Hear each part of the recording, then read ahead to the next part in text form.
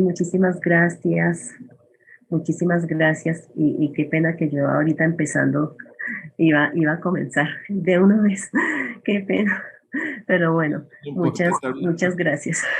Estaba emocionada por ya empezar, pero bueno, muchísimas gracias, un saludo fraterno para todos y para todas en esta mañana. Sé que estamos en distintos países, pero creo que más o menos coincidimos en que estamos temprano en la mañana.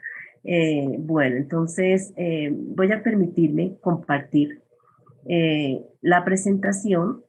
Nos habían quedado algunas cositas en el tintero antes de entrar propiamente al libro de los Proverbios, uno de los grandes textos, o más bien de los grandes obras, pongámosla así.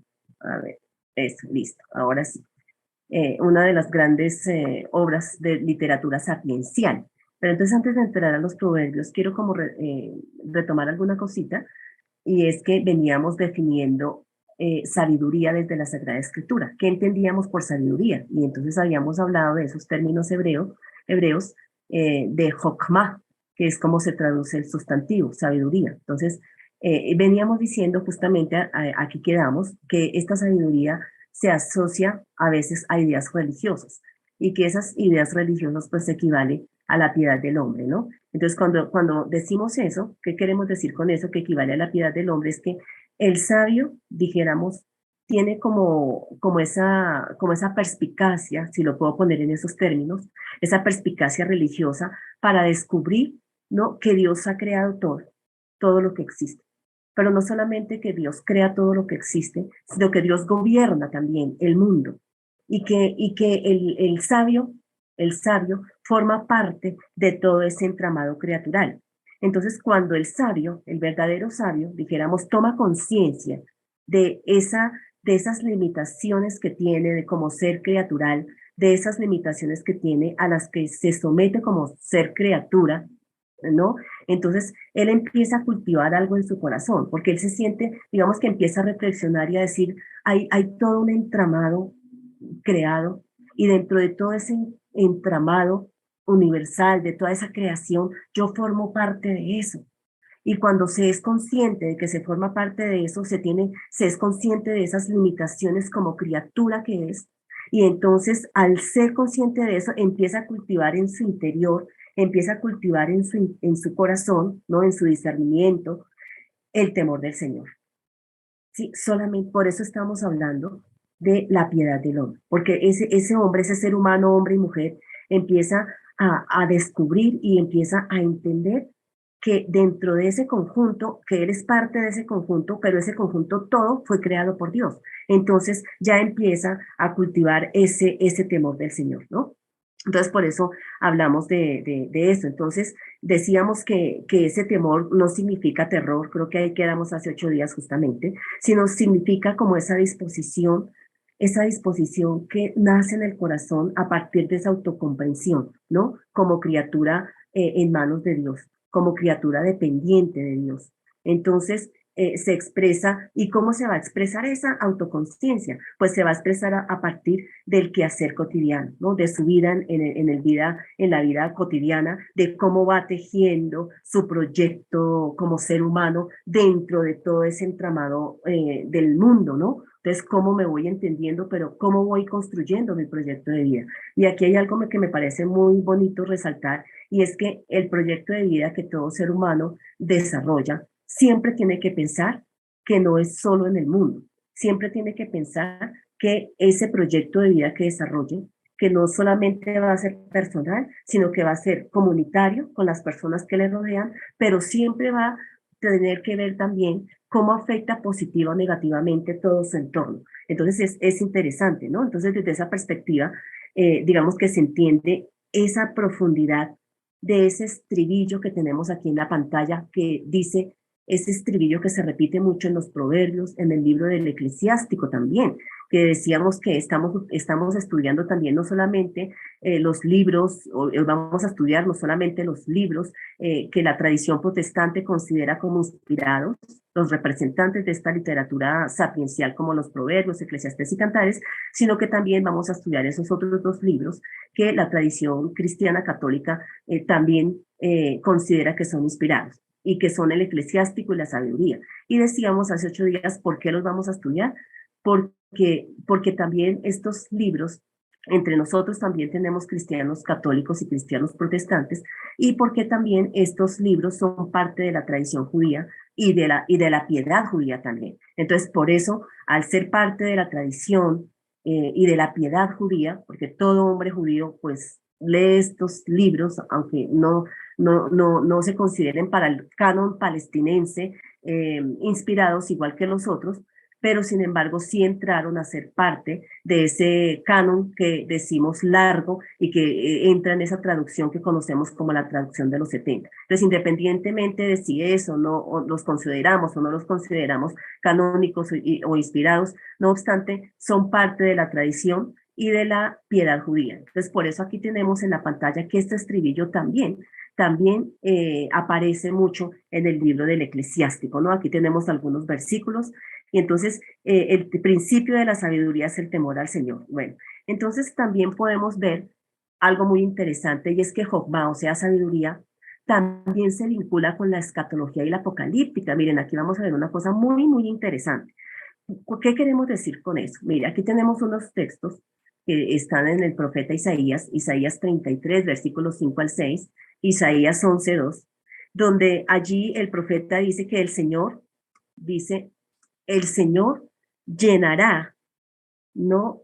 De justicia y de derecho. O sea, la sabiduría, o sea, la Jokmah, serán el refugio salvador y el temor del Señor será su tesoro. Entonces, miren cómo, recordemos que aquí estamos, es un profeta del siglo octavo, y recordemos que cuando se empieza a ver que la monarquía fracasó y se empieza como a tener esas inspiraciones de una época mesiánica más adelante, donde el Señor levantará un rey diferente a todos los monarcas que hasta ese momento habían venido ejerciendo, ¿no? Pero luego se empieza como ese anhelo, y es mucho más fuerte cuando ellos van al exilio y después del exilio, ¿no? Entonces es muchísimo más fuerte. Entonces estos profetas empiezan con ese deseo de una época mesiánica distinta, donde realmente se establezca la justicia, donde realmente se establezca el derecho, ¿no? Entonces, los profetas empiezan a hablar así, por eso hablamos se vincula con la escatología y con la apocalíptica, ¿no? Porque empiezan a hablar así, como que la sabiduría, el consejo, el conocimiento, el temor del Señor, todos esos van a ser dones de parte de Dios, y que en esa época escatológica y en esa época el Señor va a llenar a ese líder mesiánico que empieza como a vislumbrarse, o que empieza a desearse mejor. Ese líder mesiánico va a ser lleno de todo esto en los últimos tiempos, ¿no? Entonces, eso es lo que queremos decir de por qué hablamos de que la sabiduría se vincula con la escatología y con la apocalíptica, ¿no? Y es muy interesante porque cuando nosotros leemos el Nuevo Testamento, de hecho, ¿no? Bueno, y antes de decir eso en cuanto a lo escatológico, y en cuanto al apocalíptico, ¿cómo podríamos mencionarlo? Pues miren, uno de los representantes de la literatura apocalíptica en el Antiguo Testamento, que de hecho los estudiosos dicen es el padre canónico de la apocalíptica, es el libro de Daniel, ¿no? Porque es ahí donde realmente el género literario apocalíptico llega o empieza más bien su auge, ¿no? Su auge, porque recordemos que este género es nuevo en el Antiguo Testamento, es donde lo vamos a encontrar, y entonces por eso la relación de la sabiduría con la apocalíptica se percibe exclusivamente, por decirlo casi exclusivamente, en el libro de Daniel. Y entonces en el libro de Daniel tenemos el capítulo 2 o el capítulo 5. Entonces la sabiduría, si nosotros recordamos, seguramente hemos leído el profeta Daniel, que para nosotros es profeta, para los judíos es un escrito. Entonces la sabiduría de Daniel, ¿qué le permite? Le permite como descubrir o desvelar esos secretos que Dios le da y que Dios le revela, y que de hecho Daniel, todo el tiempo en Daniel se está viendo que la sabiduría que Daniel tiene es porque Dios se la da, es algo sobrehumano, es una sabiduría que Dios le ha transmitido para poder plantear entonces que va a venir un reino distinto a los anteriores, ¿no? Un reino que no tendrá fin. Y entonces viene toda la figura del Hijo del Hombre, de Daniel, y viene un reino que va a destruir los anteriores. ¿Y cuáles son los anteriores? Dicen los que saben que Daniel, hoy la crítica literaria se inclina por pensar que Daniel llegaría a su forma final entre el siglo III y siglo II, que es uno de los últimos libros que entran al canon del Antiguo Testamento, y entre los judíos también. Eso casi no entra, justamente por el género literario apocalíptico, pero finalmente logra entrar.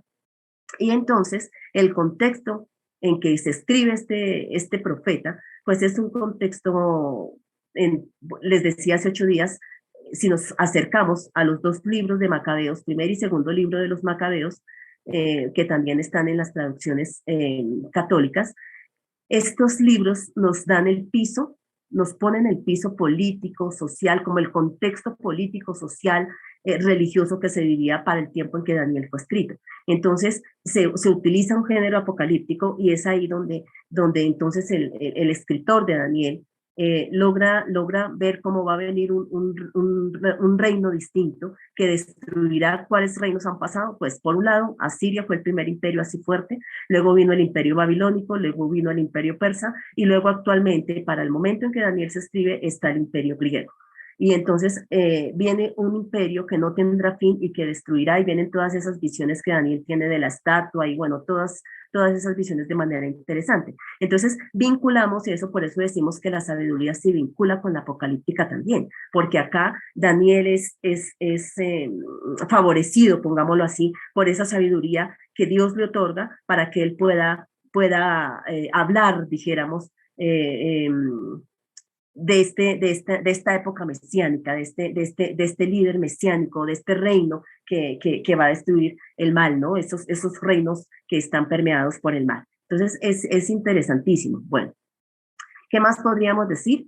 También, bueno, esto ya lo acabé de decir de Daniel, y también vemos acá en el libro del Eclesiástico, en el capítulo 6, también de los versículos 18 al 36, esa búsqueda, ilustran de manera más interesante todo lo que hemos venido diciendo, ¿no? Porque ilustran esa búsqueda de la autorrealización, que es la aspiración del ser humano, ¿no?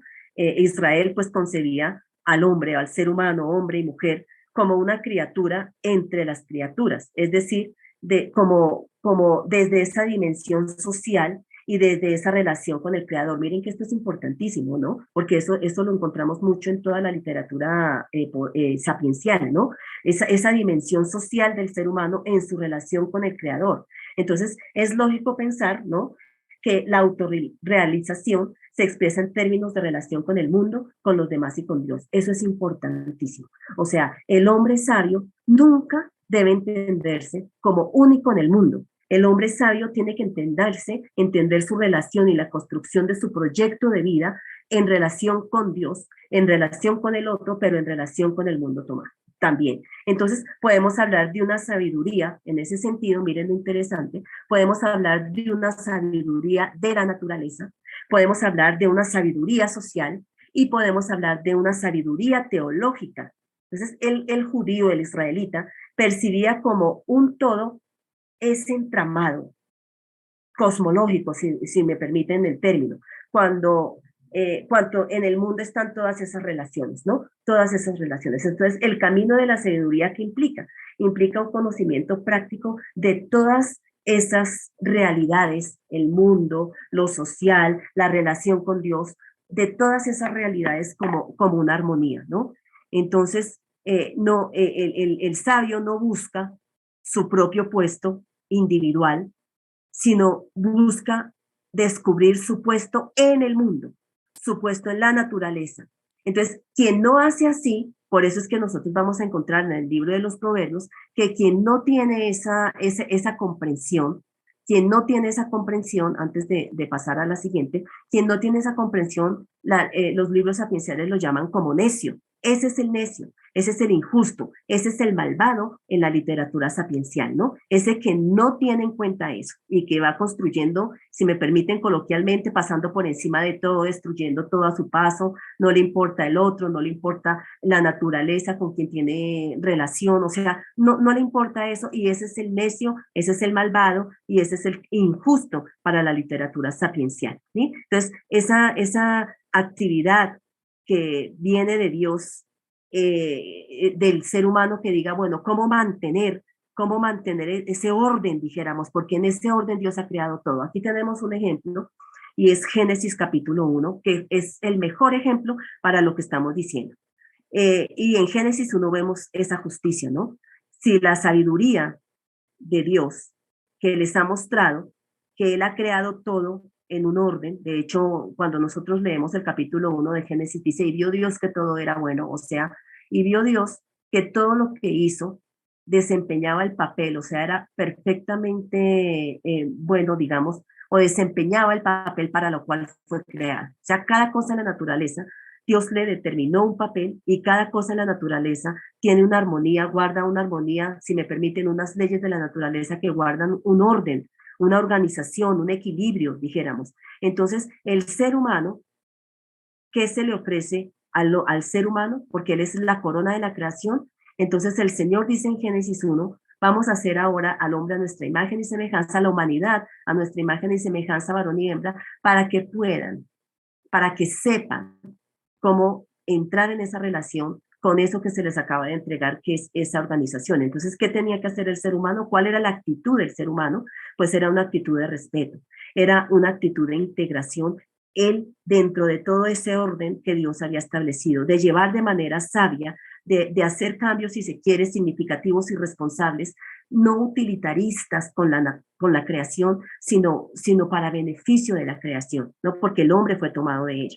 Entonces, eso es lo que queremos decir aquí con eso que acabamos de hablar, de cómo el ser humano sabio se entiende así, tiene que entenderse así. Entonces, cuando nosotros miramos hoy nuestra realidad, decimos definitivamente no somos sabios.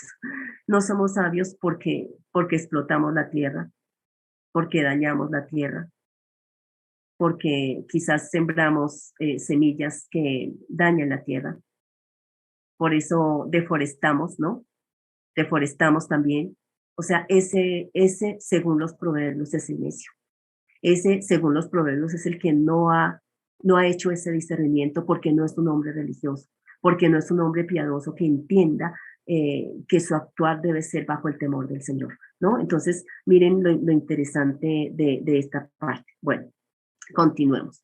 Entonces, esta sabiduría se ofrece al hombre para que lo acompañe y lo tenemos ahí en el libro de Proverbios, en este capítulo 8 y el capítulo 9, habla de que Dios dotó al hombre o lo bendijo, dijéramos, con esta sabiduría, ¿no? Con esta sabiduría, es esa actitud humana entonces de mantener todo en un orden establecido. También para que le instruya, esa sabiduría se le ha dado, que es la sabiduría de Dios, con la que Dios participa al ser humano, se le ha dado para que le instruya en los secretos, o sea, en la voluntad de Dios, para que descubra la voluntad de Dios. ¿Dónde lo tenemos? En el libro de sabiduría. En el libro de sabiduría, capítulo 7, habla de eso. Miren cómo es de interesante esos libros de tradición y piedad judía, ¿no? También se profundiza en eso en que Dios le ha otorgado esa sabiduría al ser humano justamente para eso, ¿no? Para que sepa ser en el mundo, dijéramos, para que sepa descubrir la voluntad de Dios en su actuar cotidiano. Entonces, ¿y cuál es su actuar cotidiano? Pues la justicia. Entonces, miren lo interesante, porque aquí tenemos un binomio que está muy relacionado, y por un lado es la justicia, que en hebreo es la tzedakah, bueno, es una de las palabras que se utiliza en hebreo para hablar de justicia, pero la otra es la sabiduría, la jokmah. Esos dos conceptos están absolutamente relacionados, ¿sí? Absolutamente relacionados, no se pueden separar. Entonces, ¿quién establece la tzedakah? ¿Quién establece la justicia? El que vive de acuerdo a lo que Dios, a la voluntad de Dios, o sea, a esos mandamientos que Dios le ha dado como fruto de su amor para que sepa ser. Entonces, el que sabe ser en el mundo no desestabiliza, no desestabiliza el mundo, no desestabiliza ese orden social, no desestabiliza esas relaciones sociales. Entonces, el que haga lo que le toca, sea como si estamos hablando del Antiguo Testamento, o sea, el profeta que haga lo que le toca de acuerdo a la ley de Dios, el sacerdote que haga lo que le toca de acuerdo a la ley de Dios, el rey, el monarca que ejerza su mandato conforme a la voluntad de Dios, por eso una copia de la ley no desestabiliza el mundo, establece la tzedakah. Y el que hace eso es sabio. Hay una relación. Sí, es sabio. El que no hace eso desestabiliza con la injusticia social, que esa fue la denuncia de los profetas, ¿no? Mientras ustedes ofrecen sacrificios, la sociedad está vuelta a nada en corrupción. El pobre es más pobre y la riqueza se concentra en el rico. Eso es el necio y el malvado. Ese no tiene la sabiduría, o sea, no obra con la sabiduría de Dios y no establece la sedacá, no establece la justicia. Por eso, estos dos términos van muy relacionados y por eso, así como se habla en los sapienciales del injusto, del malvado, también se habla del justo y del recto delante de Dios. Siempre lo vamos a entender así. Quizás ustedes hayan leído un salmo, el Salmo 1, que justamente es un salmo sapiencial, es interesante. Bueno, entonces ahora vamos a mirar un poquito a la experiencia y el conocimiento. Entonces, el maestro es el que transmite el conocimiento, ¿no? Entonces, esa es la tarea del maestro de sabiduría. Él transmite ese conocimiento mediante ciertas sentencias, ¿no? Entonces, mientras que el profeta es el hombre de la palabra, del dabar de Dios, y el sacerdote es el hombre de la ley, de la Torá, el sabio que ofrece el consejo, la esa, que es el consejo, ¿no? Esa es la tarea del sabio, ¿no? Entonces, en ese sentido, la sabiduría, el sabio dice, la sabiduría debe ser amada. ¿Qué es lo que debe hacer el aprendiz? El aprendiz o el discípulo, dijéramos, del sabio, debe entrar en una relación de amor con la sabiduría. Debe abrazarla, eso es lo que nos dice el libro de los Proverbios, ¿no? El libro del Eclesiástico también utiliza ese lenguaje de amor, ese lenguaje, inclusive ese lenguaje, sí, de amor entre pareja, digamos, ¿no? Porque ese lenguaje de amor entre pareja es utilizado de forma metafórica para hablar cómo debe ser la actitud del discípulo frente a la sabiduría, ¿no? Entonces, la adquisición de la sabiduría es esa condición necesaria para poder vivir una vida en plenitud. O sea, si el ser humano quiere ser feliz en su existencia, debe vivir sabiamente.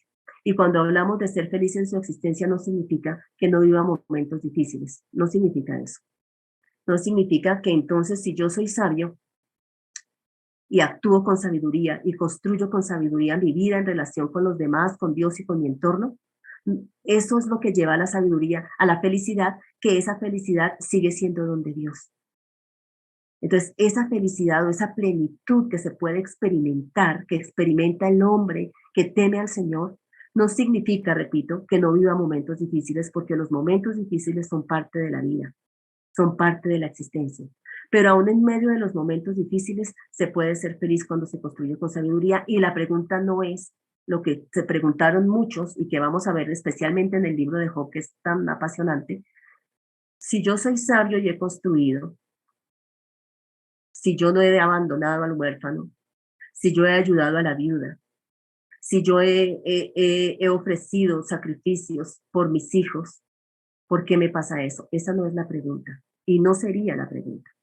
No debiera ser la pregunta del sabio, ¿no? El libro de Job es el que nos va a desestabilizar en eso, ¿no?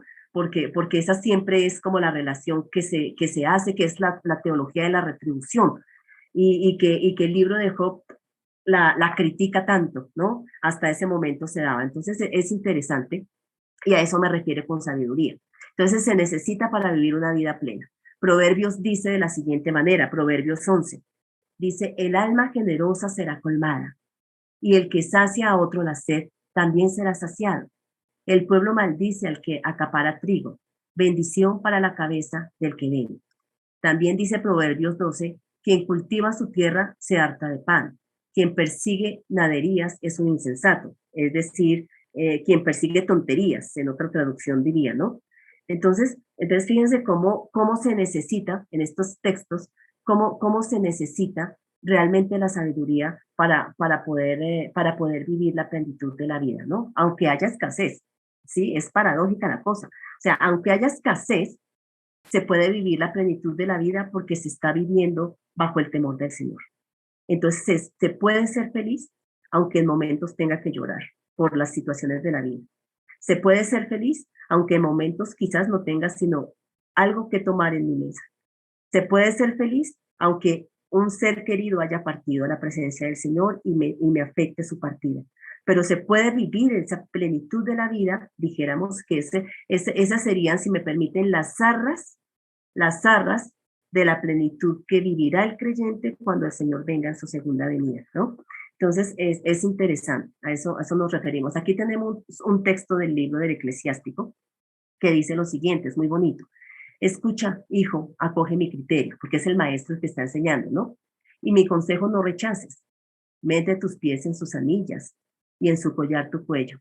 Encorva tu espalda y cárgala. No te rebeles contra sus cadenas. O sea, de la sabiduría, ¿no? Dice, porque al fin hallarás en ella el descanso, o sea, en la sabiduría. Y ella te trocará en contento, o sea, cambiará a alegría. Te serán sus anillas protección poderosa, te protegerá. Y sus collares ornamento glorioso, está hablando de la sabiduría. Pues adorno de oro es tu yugo, y sus cadenas cordones de jacinto. Como vestidura de gloria te la vestirás, te la ceñirás cual corona de júbilo. Qué texto tan hermoso, donde se muestra cómo se describe la sabiduría, o sea, lo importante de la sabiduría para vivir la vida, ¿no? Es bellísimo el pasaje. Ahora, hay varios otros textos, ¿no? Muchos otros textos, pero vamos a mirar un poquito la figura del necio. Nos habían quedado muchas cosas en esta introducción, pero vamos a mirar un poquito la figura del sabio, perdón. Entonces, ¿quiénes eran los representantes de la sabiduría en la tradición sapiencial, ¿no? O sea, ¿cuáles son los contornos o los contextos donde el sabio se mueve? ¿Cuáles son esos escenarios donde él mayormente está para enseñar la sabiduría? Pues tenemos, por un lado, estas son las preguntas, por un lado, tenemos el ámbito privado. Cuando hablamos del ámbito privado, nos estamos refiriendo, ¿no?, a la familia, al clan, ¿no? Porque en la familia, pues, en la tribu, es donde se da realmente, es la sede y el origen, pues, de la sabiduría israelita, ¿no? Porque es el padre, ¿no? El padre el que transmite. Aquí tenemos algunos textos bíblicos donde nos habla de cómo la figura del padre es quien transmite la sabiduría a los hijos, ¿no? Entonces ahí en esos textos se aparece mucho la fórmula, escucha, hijo mío, y justamente esa fórmula pues es la que encabeza algunas instrucciones. Entonces tenemos todos estos textos acá, tanto en el libro de los Proverbios como en el libro del Eclesiástico, ¿no? Entonces el padre desempeñaba ahí, en ese ámbito familiar, esa tarea educativa, ¿no? Y una de las obligaciones de los padres pues era la formación de sus hijos. Eso también está en la tradición religiosa de Israel, en el libro del Éxodo, en el libro del Deuteronomio, ¿no? Entonces, en el ámbito familiar se daba una línea muy fuerte de la transmisión del conocimiento de padres a hijos, ¿no? Que se puede deducir mucho o mejor, de manera más clara, en el libro de los Proverbios, en el capítulo 4, del versículo 3 en adelante, ¿no? Entonces, hay una parte importante del padre, pero también vamos a mirar que no se excluye a la madre tampoco de sus funciones de sabia, ¿no? La madre también en sus funciones de sabia, tenemos otros textos bíblicos donde se nos habla que también se menciona junto con el padre, ¿no? Hijo mío, no deseches la enseñanza de tu padre ni tampoco deseches la enseñanza de tu madre. Entonces las mujeres pues desempeñaban un papel muy importante como esas consolidadoras de estos vínculos familiares, ¿no? Que no se desestabilizaran estos vínculos familiares. Entonces, la mujer también tenía un papel muy importante frente a la enseñanza de los hijos. Entonces, ese es el primer escenario cuando hablamos del ámbito privado, donde se enseña la sabiduría a los hijos, o sea, cómo vivir la vida, cómo construir la familia. Recordemos que para el israelita, para el judío, la familia que debiera ser así en nuestra sociedad, porque pues en teoría es así, pero en la práctica no tanto, la familia es la parte fundamental de la sociedad. Y si las familias están bien constituidas y las familias están bien construidas, pues obviamente vamos a tener una sociedad sana. Y entonces eso es importante, por eso es el primer fundamento, dijéramos, la primera base donde se construye la sabiduría, el origen, pues, y la conservación de la sabiduría, pues, es en la familia. Entonces, a eso nos referimos con el ámbito privado. En un segundo momento hablamos del ámbito público, porque también no solamente se daba en la familia, sino cuando hablamos de la esfera pública, ya tenemos mucho más toda esta tradición o esta escuela sapiencial, ¿no? Entonces, aquí tenemos la corte en un primer momento. Entonces, en Israel, la sabiduría pues era un atributo que se le exigía fundamentalmente a los reyes, ¿no? Y de ese ejemplo de los reyes, pues tenemos el que más recordamos, que es la figura de Salomón, ¿no? Salomón pasó a la historia como ese ejemplo, como ese paradigma de sabiduría política, estamos hablando, ¿no? Porque aquí tenemos el primer libro de los reyes y luego David también.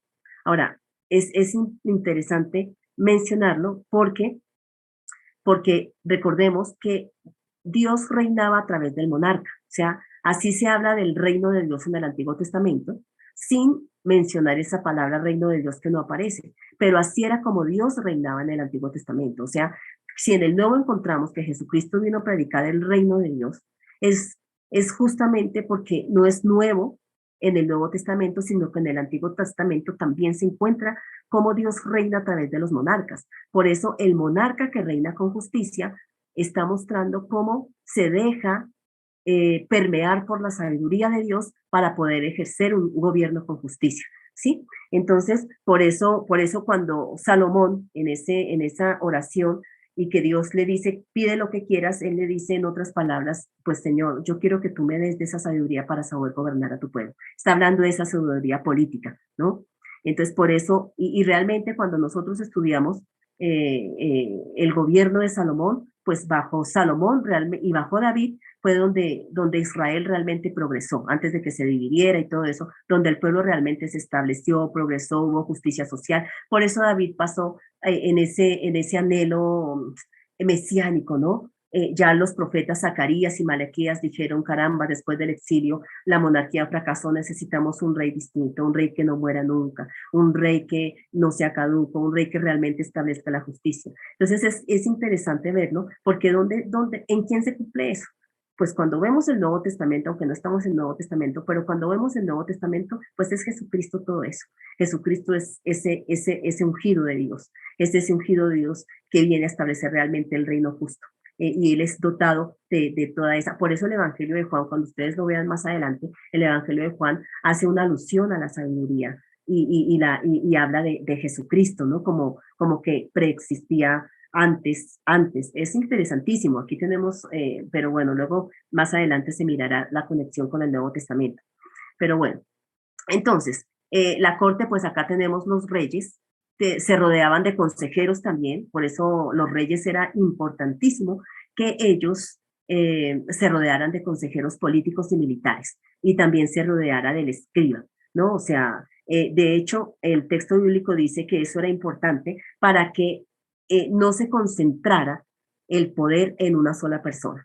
Entonces, para que no se concentrara y que de pronto el corazón de esa persona se desviara del Señor, entonces se necesita que esté rodeado de políticos, de consejeros, de militares que lo aconsejaran y del escriba también. Entonces, el escriba era como el secretario, ¿no? Que estaba al servicio no solo de los reyes, sino también de las élites comerciantes. Entonces, parece ser que el secretario, en este caso el escriba, pues era algo así como el secretario del Estado, por decirlo de alguna forma. Entonces, este es uno de los ámbitos públicos donde se ve de manera mucho más valga la redundancia, visible el ejercicio de la sabiduría, ¿no? En el rey.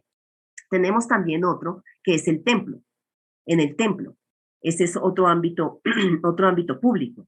Entonces, el templo que hace alusión en Proverbios capítulo 25, versículo 1, porque aparte de las cortes, los templos israelitas fueron centros de cultivo también de las diferentes ciencias y de las diferentes artes.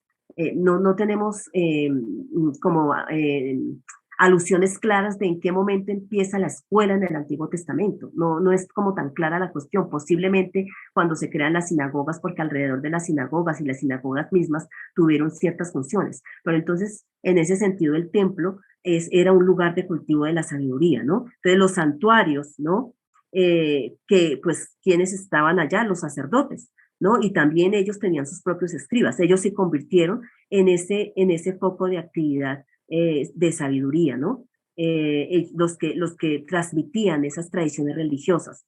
Entonces, y de hecho los sacerdotes, recordemos, cuando estudiamos toda la monarquía, todo el periodo de la monarquía en el primer y segundo libro de los reyes, vemos que los sacerdotes también tuvieron un papel muy importante en el ejercicio del rey, ¿no? Es interesante. Entonces los templos tenían una función muy, muy, muy importante. Entonces, recordemos que en el segundo libro de los Reyes nos habla de los anales de Judá y los anales de Israel, ¿no? No son textos que no se conservan, pero que esos materiales nos dice el Antiguo Testamento que existieron, ¿no? Esos anales. Lo demás de este rey está escrito en los anales del reino de Judá o está escrito en los anales del reino de Israel, ¿no? Entonces, es interesante porque los escribas de los templos, ellos también tienen una función muy importante. Y se escribía, miren, en el texto bíblico, cuando se recoge todas estas crónicas de los reyes y cómo ellos ejercieron su poder y bueno, todo eso, su reinado, llamémoslo así, tienen una visión teológica, ¿no? Por eso los escribas tienen un papel fundamental, porque los escribas recogen todas esas tradiciones, la mano sacerdotal es la que escribe y tiene una visión teológica esta historia, aunque es una historia que realmente es una historia y sabemos qué pasó y nos lo documenta no solamente el texto bíblico, sino también los hallazgos arqueológicos que estos reyes existieron realmente y que todo lo que sucedió bajo estos reyes. La historia que cuenta la Sagrada Escritura es una historia teologizada, es decir, tiene la visión del escriba, del sacerdote, que está contando la historia donde los reyes hicieron lo malo delante de ellos, ¿no? No hubo un rey que hiciera lo bueno delante del Señor. Entonces, una visión teológica de la historia, digamos. Entonces, por eso estamos hablando de la función sacerdotal. También tenemos un tercer ámbito público y es la escuela. En la escuela, por eso tenemos aquí en el Eclesiástico, en el capítulo 51, versículo 23, ¿no? Porque no tenemos datos, como les decía, propios más atrás, que nos hable de la existencia de escuelas en Israel. Y la única mención explícita que tenemos, y a comienzos del siglo segundo, es acá, en Eclesiástico 53, que dice así, 51:23, dice, vosotros ignorantes, venid a mí y habitad en mi escuela, que en hebreo pues es el Bet Hamidrash, el Bet Midrash, que era propiamente, aunque tenemos algunas alusiones en proverbios, ¿no? De la enseñanza de los maestros con sus discípulos, pero de escuelas realmente, más bien de esta mención del eclesiástico es de donde se deduce que probablemente sí existían las escuelas en el antiguo Israel, pero también que los alumnos podían vivir en ella, ¿no? Y eso es lo que nos dice el libro de los Proverbios, ¿no? De ahí es de donde se deduce. Entonces, casi con toda seguridad, al menos a partir de la segunda parte del siglo III antes de Cristo, existieron las escuelas en Israel, aunque sí. Entonces tenemos aquí, ¿qué se destaca en esto? La relación del maestro con el discípulo, ¿sí? Entonces, el lugar de la enseñanza incluye pues varias sedes, desde la propia casa, como decimos, hasta los lugares públicos concurridos. Entonces, dentro de esos lugares públicos, entonces recordemos, están las cortes, están los templos, pero también está la escuela. Entonces, así es como se cultiva la sabiduría en Israel, ¿no? En el primer libro de los Reyes, por ejemplo, ¿no? Se habla de que Roboam desechó el consejo de los ancianos, miren, y consultó a los jóvenes que se habían educado con él. Eso lo dice el primer libro de Reyes 12:8. Y para que veamos la importancia de los consejeros y los que estaban alrededor de los reyes. Entonces, también hay algunos textos que nos permiten hablar de escuelas proféticas, ¿no? Recordemos que el profeta Isaías menciona a sus discípulos en Isaías 8:16, habían escuelas de profetas, ¿no? No para enseñar, tenemos que pensar un momentico que la palabra profecía hoy quizás no es la misma concepción de lo que se entiende por profecía en el Antiguo Testamento. Hoy la asociamos mucho más si me permiten, lo digo con mucho respeto, más a la premonición de cosas. Mientras que en el Antiguo Testamento, aunque hay un elemento predictivo, no es un elemento de adivinación, sino que la función del profeta en el Antiguo Testamento tenía unas cualidades tan importantes de parte de Dios, que era ese hombre que era capaz de analizar la sociedad, de analizar la situación del pueblo y a partir de ahí denunciar el pecado, porque el profeta era el que denunciaba el pecado. Recordemos que el movimiento profético fuerte en el Antiguo Testamento se da justamente cuando comienza la monarquía. Antes de la monarquía tenemos algunos profetas, ¿no?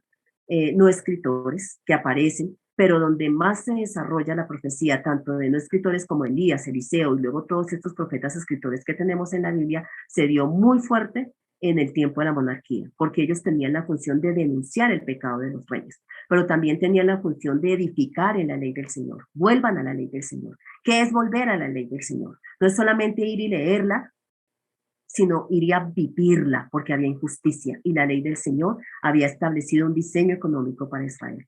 Había establecido el favor hacia los pobres, hacia la viuda, hacia el huérfano, hacia el extranjero, y eso no se estaba viviendo.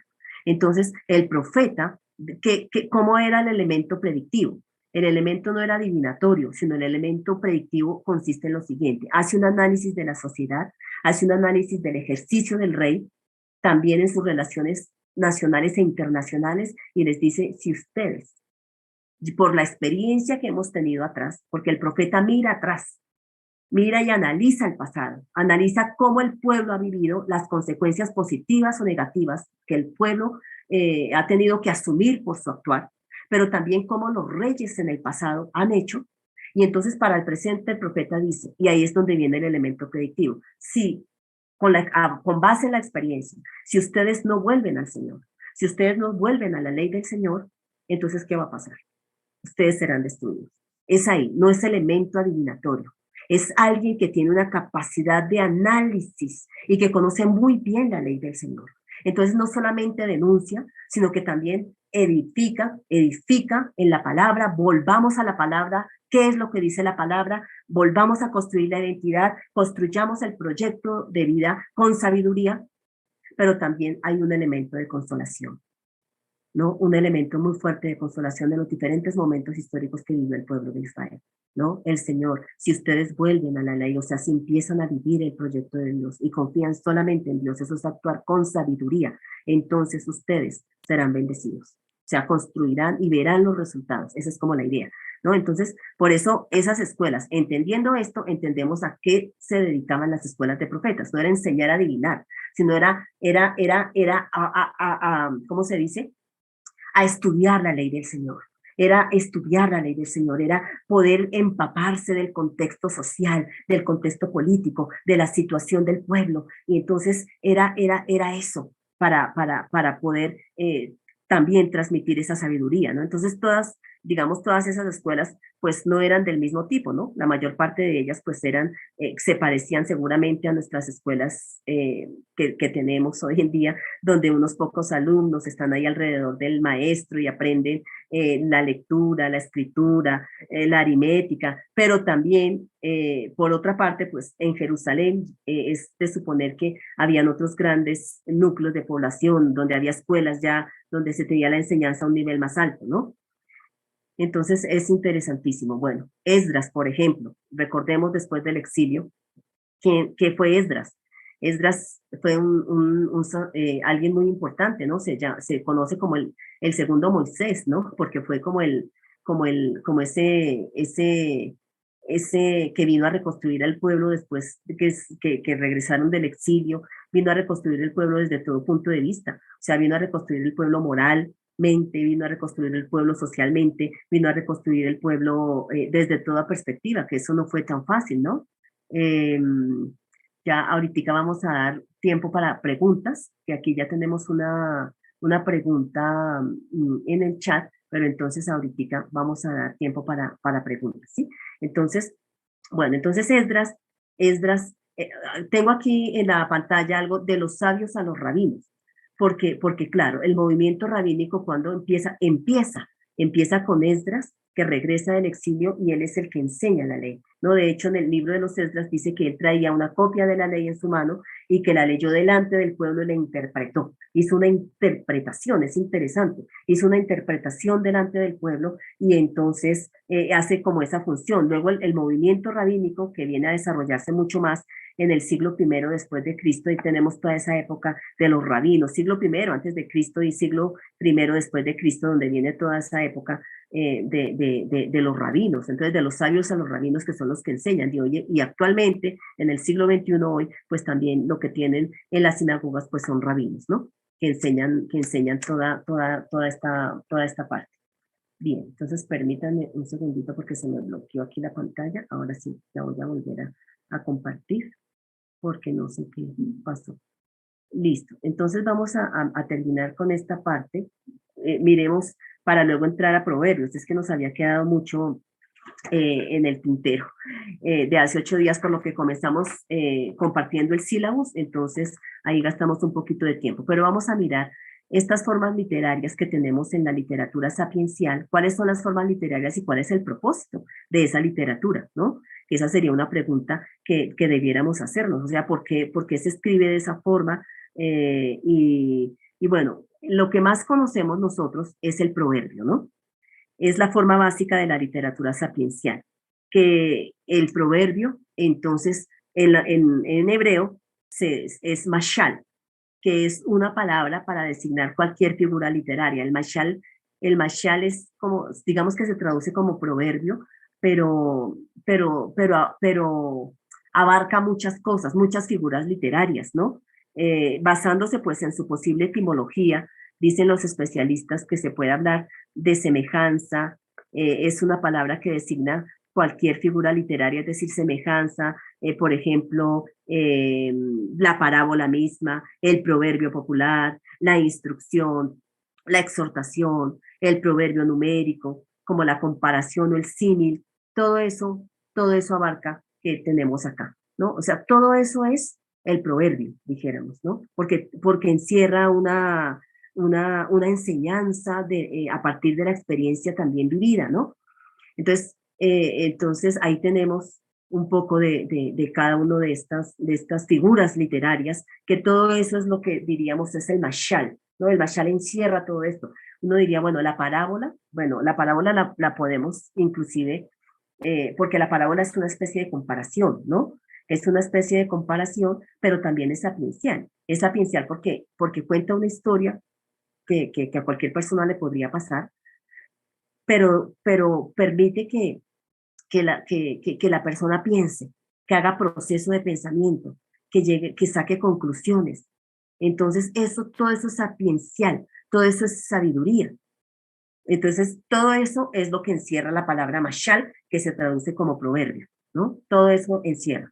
Entonces, tenemos el proverbio popular, y el proverbio popular es un estico con dos hemistiquios en paralelismo. ¿Eso qué significa? ¿Qué es estico y qué son hemistiquios? Pues son como, aquí vamos a poner un ejemplo. Aquí, aquí tenemos bueno, ahorita les pongo el ejemplo, pero bueno, ya les digo, ¿qué viene a ser el estico? El estico es como un verso, dijéramos. Y el verso está compuesto por dos líneas, dijéramos, dos líneas poéticas, y ya en un ejemplo les explico mejor qué es el estico y los dos hemistiquios. Pero entonces, en palabras sencillas, es un verso que está compuesto por dos líneas poéticas en paralelismo, ¿no? Que la segunda línea puede reforzar la idea de la primera o puede contradecirla. Entonces, ese sería el proverbio popular. ¿Cuál es el propósito del proverbio? Pues el propósito fundamentalmente es didáctico, ¿no? O sea, es una forma de conocimiento, de enseñanza, es una forma de transmitir el conocimiento para que el ser humano pueda llegar a qué, a controlar la realidad y obrar en consecuencia, es decir, a comprenderse, como decíamos, a comprender el mundo en el que vive, comprender su papel en el que mundo y en el que vive, en el mundo en el que vive, y entonces actuar en consecuencia. Entonces, el propósito del proverbio es ese, ¿no? Y en el libro de los proverbios, pues tenemos muchos ejemplos, ¿no? Entonces, ahora sí, esta presentación en PowerPoint ustedes la tienen en su aula o en su plataforma, la tienen de la semana pasada que nos había quedado alguna cosita. Entonces, se caracteriza, ¿por qué se caracteriza? Se caracteriza por el imperativo, ¿no? Ahí exhorta, por ejemplo, los proverbios pues también exhortan, motivan, etcétera, y la exhortación se caracteriza por los imperativos, ¿no? Por las órdenes. Escucha, hijo mío, mi consejo, por ejemplo. Y entonces viene hijo como exhortación. Tenemos aquí varios ejemplos. Ya me acordé dónde es que tengo mejor los ejemplos. Cuando entremos al libro de los proverbios, allá tengo ejemplos del texto bíblico. Aquí apenas estamos introduciendo, ¿sí? Entonces aquí tenemos varios ejemplos en los proverbios, sobre todo del capítulo 1 al capítulo 9. Tenemos mucho de estos proverbios de estos proverbios populares, ¿sí? Entonces voy a pasar, aquí sí ya tengo un ejemplo, sí, no me acordaba que aquí también tenía. Por ejemplo, acá tenemos en el capítulo 1 dice, oye, hijo mío, la instrucción de tu padre y no desprecies la dirección de tu madre. Este versículo 8 es esto que decíamos aquí atrás, el estico, y vamos a mirar cuáles son los dos hemistiquios. Entonces, vamos a mirar. Entonces, el estico es todo el versículo 8. ¿Cuáles son los dos hemistiquios? Cada una de estas líneas de verso. Aquí tenemos, por ejemplo, un paralelismo donde la segunda línea refuerza la idea de la primera, porque dice, oye, hijo mío, que viene el imperativo, hijo mío, oye, la instrucción de tu padre, o el vocativo mejor, el vocativo, hijo mío, el imperativo es oye, y hijo mío es el vocativo, o sea, la exclamación, dijéramos, dice la instrucción de tu padre. Y miren que en la segunda línea más o menos repite la misma idea. No desprecies, o sea, oír es no despreciar, ¿no? La dirección de tu madre. Está en paralelismo con la instrucción de tu padre. Entonces aquí tenemos un ejemplo claro de lo que decimos. Estico con dos hemistiquios en paralelismo. En este caso es sinonímico porque afirma o reafirma la idea, la segunda de la primera. Y luego dice el versículo 9, da una razón de por qué no hay que despreciar. Dice, porque adorno de gracia, y aquí volvemos a tener otro estico con dos líneas de hemistiquios, dos líneas poéticas, que la segunda refuerza la primera. Dice, adorno de gracia serán a tu cabeza, y collares, nuevamente, adorno de gracia va con collares, por eso pongo los colores, a tu cuello. Entonces, tu cabeza y tu cuello, ¿sí? Entonces, aquí tenemos un ejemplo claro del proverbio popular. ¿Y cuál es su función? Pues evidentemente enseñar, ¿no? Que el estudiante, que el discípulo pueda caer en la cuenta de esto. Luego tenemos el proverbio numérico, este es otro. El proverbio numérico está relacionado con el enigma y es más un recurso mnemotécnico, es decir, un recurso para recordar. ¿Cuál es el esquema? El esquema puede ser 3, 3 más 1, 4. Ya vamos a ver un ejemplo. O sea, por 4 cosas, por ejemplo, diría Proverbios, por 4 cosas, por 3 cosas y luego por la cuarta, tal. Creo que lo hemos leído. Ya vamos a ver un ejemplo más adelante. Pero aquí tenemos otros ejemplos en Proverbios 30, en Proverbios 6, del 16 al 19, en el libro del Eclesiástico tenemos muchos más ejemplos de este proverbio numérico, en el libro de Job también tenemos, en Amós también tenemos ejemplos de esa manera de hablar. Ya miramos más, aquí tenemos un ejemplo, miren, de Proverbios. Aquí en el de Proverbios dice, aquí está esa fórmula que acabamos de hablar acá, de 3 más 1, 4, lo vemos acá, miren. 4 cosas, ahí están las 4, son de las más pequeñas de la tierra y las mismas son más sabias que los sabios. Entonces, lo que está en rojo son las 4 cosas, miren. Las hormigas, pueblo no fuerte, y en el verano preparan su comida. El segundo, los conejos, pueblo nada esforzado y ponen su casa en la piedra. El tercero, las langostas que no tienen rey y salen todas por cuadrilla. Y la araña que atrapas con la mano y están en palacios de rey.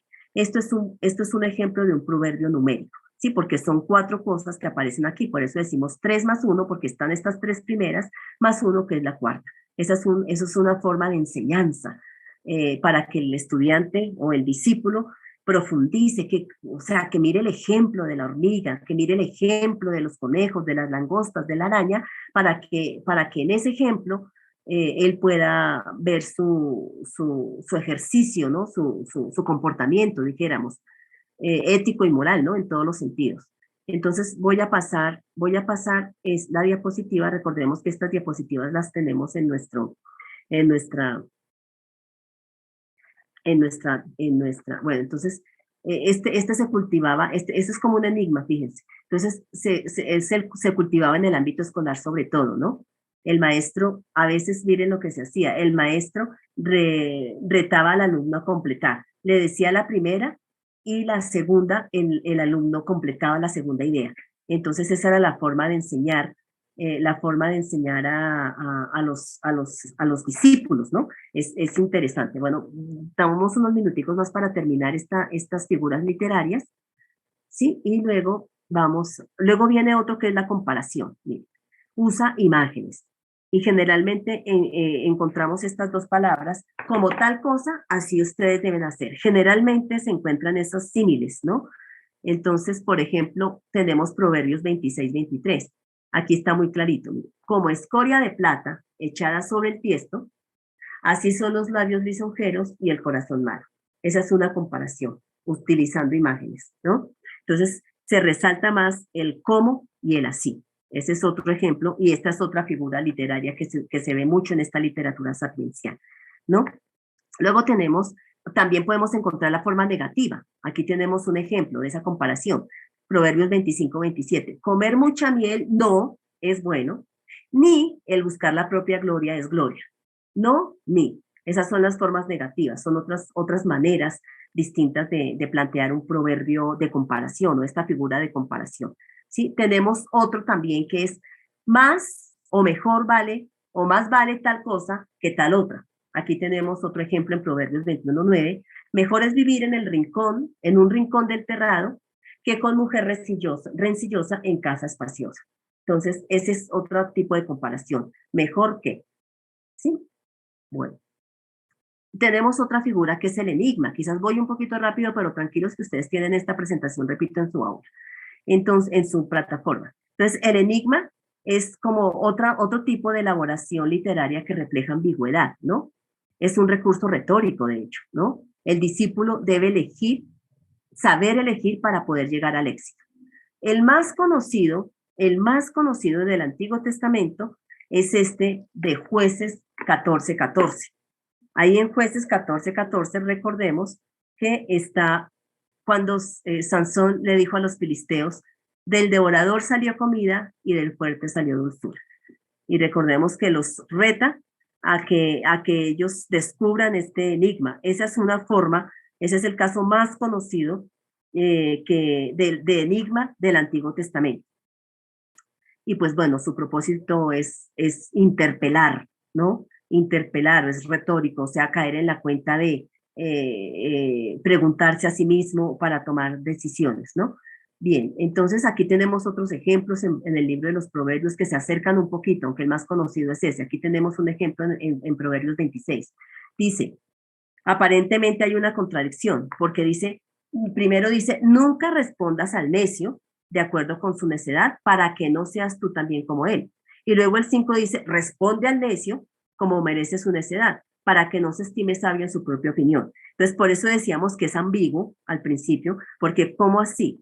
¿Le respondemos o no le respondemos? Entonces es como enigmático, ¿no? Por eso decíamos es enigma, porque es algo enigmático. Este es como un ejemplo también del enigma, porque o sea, en realidad se trata de qué se trata esta aparente contradicción, ¿no? Se trata de posibilitar a que el hombre elija entre una actitud y otra, ¿no? ¿Cuál es la mejor actitud? Frente a la vida se va a encontrar o se va a encontrar con distintas circunstancias y frente a ello va a tener que tomar decisiones.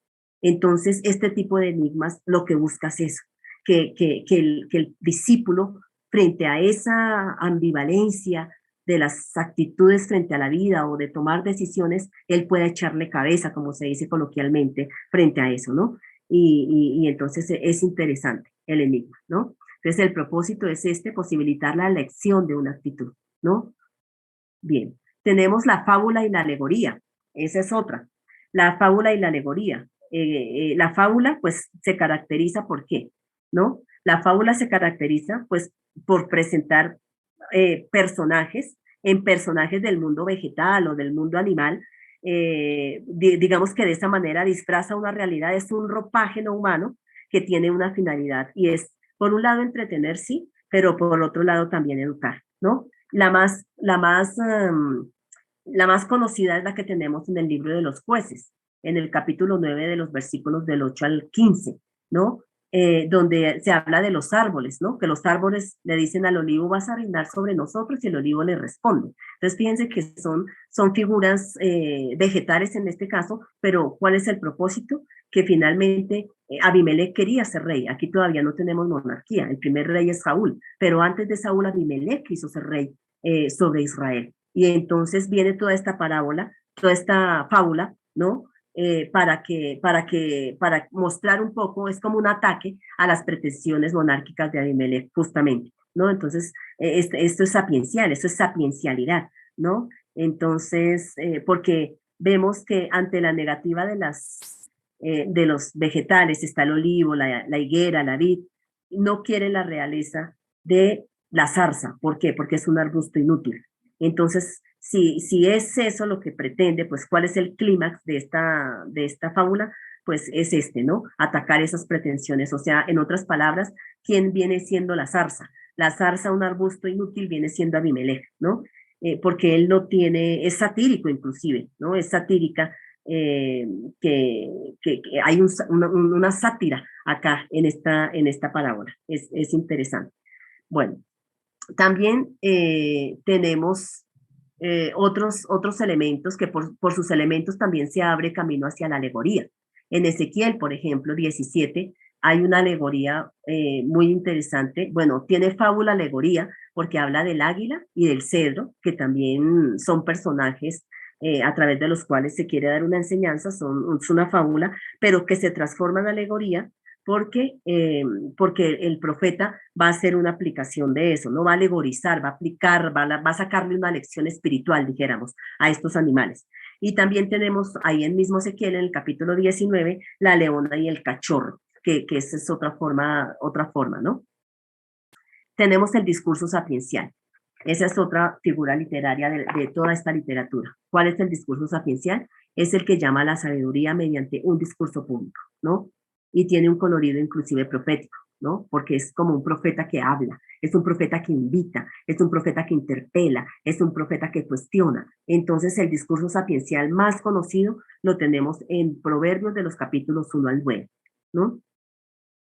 Tenemos el himno también, tenemos poemas hímnicos descriptivos de la sabiduría, donde en Job, por ejemplo, en Job, en el libro del Eclesiástico también hay una poesía, un poema a la sabiduría, que describe las cualidades de la sabiduría, que resalta las cualidades de la sabiduría, ¿no? Entonces, algunos establecen relación entre el creador y la creación, algunos de estos himnos, o cantan los orígenes divinos de la sabiduría. Entonces, ahí también en el libro de la sabiduría, en Proverbios y en Job, tenemos algunos ejemplos de esos himnos como poemas descriptivos de la sabiduría. Tenemos el poema didáctico, que el poema didáctico, pues, el propósito es educar, ¿no? Y aquí tenemos un ejemplo, Proverbios 24 dice, el poema didáctico, pasé junto al campo del hombre perezoso y junto a la viña del hombre falto de entendimiento.